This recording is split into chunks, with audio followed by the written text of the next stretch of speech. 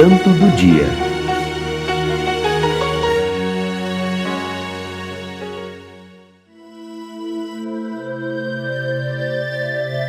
São José Cafasso, padroeiro dos prisioneiros, condenados a penas capitais e modelo de confessor, 23 de junho. São José Cafasso nasceu em Castelnuovo d'Asti, em 1811, 4 anos antes de São João Bosco. Seus pais, João Cafasso e Úrsula Beltramo, eram camponeses abastados e ele foi o terceiro de 4 irmãos. Desde criança sentiu-se chamado ao sacerdócio, chamado este que foi se tornando cada vez mais forte no decorrer de sua vida com Deus. Sempre se distinguia dos demais da sua idade na escola local, pela intensidade com que se mostrava disposto a ajudar os outros em suas lições e demais atividades. São João Bosco e São José Cafasso se encontraram pela primeira vez no outono de 1827, quando o primeiro era ainda uma criança, muito viva por sinal, e o segundo já tonsurado. Quando São João Bosco volta para casa, diz: "Eu vi, eu falei com ele." A mãe lhe perguntou: "Viste quem?" A resposta foi surpreendente: "Vi José Cafasso, e eu digo que ele é santo." Quando ele completou 13 anos, seu pai mandou para a escola de Chieri, de onde se transferiu para o seminário, que havia sido aberto recentemente no mesmo lugar pelo arcebispo de Turim. Foi ali o melhor aluno de seu tempo e viria a ser nomeado prefeito desse estabelecimento durante o último ano. Foi ordenado sacerdote com aproximadamente 22 anos, com dispensa de idade, por ser ainda muito jovem. Depois de sua ordenação, encontrou seu verdadeiro lar espiritual no Instituto Convitto, ligado à Igreja de São Francisco de Assis, fundada alguns anos antes pelo seu reitor, o teólogo Luiz de Guala, para sacerdotes jovens. Se fez filho de São Francisco de Assis, inscrevendo-se na terceira ordem franciscana, como assim fizeram seus ilustres irmãos São João Bosco e São José Cotolengo.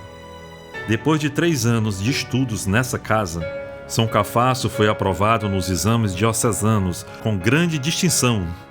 Quando Guala perguntou ao seu auxiliar quem devia escolher como professor, esse lhe respondeu: "Escolha o pequeno", referindo-se a São Cafasso.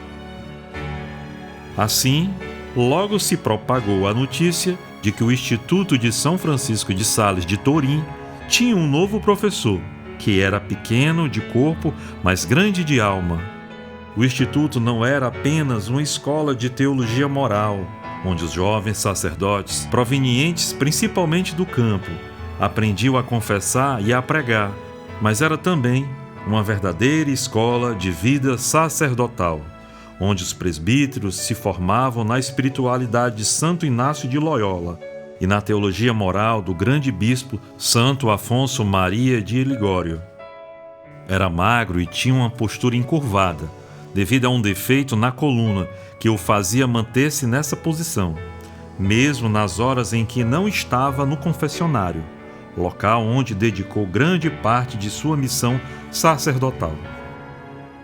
Escreveu ele: "Quando ouvimos confissões, Nosso Senhor quer que sejamos amáveis e compassivos, paternais para com todos aqueles que nos procuram, sem nos preocuparmos com quem eles sejam ou o que tenham feito. Se repelimos alguém, se alguma alma se perde por nossa culpa, lembremos-nos de que um dia seremos chamados a prestar contas disto. Seu sangue será requerido de nossas mãos." Distinguia-se por uma alegria e uma bondade serenas. E São João Bosco, entre outros, chama a atenção para a sua tranquilidade imperturbável.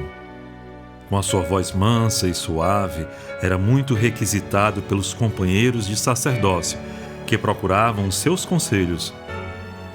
Ao comentar sobre a vida de São José Cafasso, o Papa Emérito Bento XVI disse em uma audiência que este religioso piemontês instituiu uma escola de vida e de santidade sacerdotal. São João Bosco foi um dos vocacionados que recebeu as formações e aconselhamentos deste santo, o qual passou a apoiá-lo em todas as suas empreitadas. Quando este iniciou efetivamente a evangelização dos jovens em Valdoco, foi a ajuda financeira de seu mestre, São José Cafasso, que contribuiu para que isso fosse possível, como grande amparo da divina providência. Tornou-se tão familiar entre seus concidadãos por sua amabilidade e mansidão que lhe fizeram a proposta de ser um representante na Câmara do Reino, mas Cafasso não aceitou, dizendo: "No juízo final, deverei prestar contas ao Senhor, que me perguntará se fui um bom padre e não se fui um bom deputado." Costumava incutir em seus alunos uma grande devoção ao Santíssimo Sacramento e à Virgem Maria. Toda santidade, perfeição e proveito de uma pessoa está em fazer perfeitamente a vontade de Deus, querer o que Deus quer, querê-lo no modo, no tempo e na circunstância que Ele quer, e querer tudo isso unicamente porque Deus assim o quer, dizia São José Cafasso. Suas visitas aos cárceres eram um consolo dos presos, e sua figura tornou-se a presença mais constante em todos os enforcamentos realizados em Turim. Mas sua ajuda não se limitava aos encarcerados. Estendia-se às famílias, ao socorrer as esposas e os filhos para que não se desviassem do caminho de Cristo. São José Cafasso era sempre o último a ter o contato com todos os que seriam executados no cadafalso. Ficou conhecido entre o povo por admiração e compaixão, como o padre da forca, devido à sua dedicação em mostrar a essas almas o caminho da salvação, ainda que nos últimos instantes de suas vidas. Acompanhou mais de 70 condenados até o cadafalso, em várias localidades, e nenhum deles morreu impenitente. Ele os chamava seus santos enforcados e lhes pedia que intercedessem por ele. Entre estes condenados achava-se um general Jerônimo Ramorino, que tinha sido oficial de artilharia no exército de Napoleão I e, posteriormente, mercenário na Espanha, na Polônia e na Itália. Ao ser convidado a se confessar, na véspera de sua execução, respondeu: "Minha condição não é tal que me obrigue a semelhante humilhação." No entanto, tal resposta e sentimento de indiferença não deteve São Cafasso, que insistiu e fez com que Ramorino fosse ao encontro da morte como um bom cristão. Na primavera de 1860, São José Cafasso predisse que a morte o levaria no decorrer daquele ano. Ele redigiu um testamento espiritual, estendendo-se sobre as formas de se preparar para uma boa morte, uma vida piedosa e íntegra, o desprendimento do mundo e o amor ao Cristo crucificado. Ele fez um testamento dispondo de seus bens, cujo herdeiro universal era o reitor da pequena casa da Divina Providência de Turim, fundação de São José Contolengo. Entre os outros herdeiros achava-se São João Bosco, que recebeu certa quantia de dinheiro e alguma terra, além de edifícios vizinhos ao Oratório Salesiano de Turim.